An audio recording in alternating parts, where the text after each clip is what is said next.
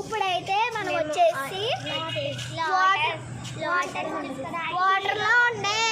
వాటర్లో ఉండే solid lotus కాకుండా నార్మల్ అన్ని ప్లాంట్స్ లాగా శాండ్లో ఉన్న లోటస్ చూపించబోతుంది అన్నమాట. అది డిజర్ట్లో పెరిగిందేమో కాబట్టి చూద్దాం.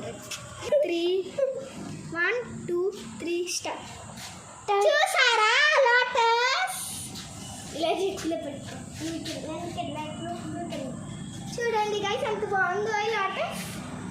క్లోజ్ చేసేట్లా క్లోజ్ చేసేద్దాం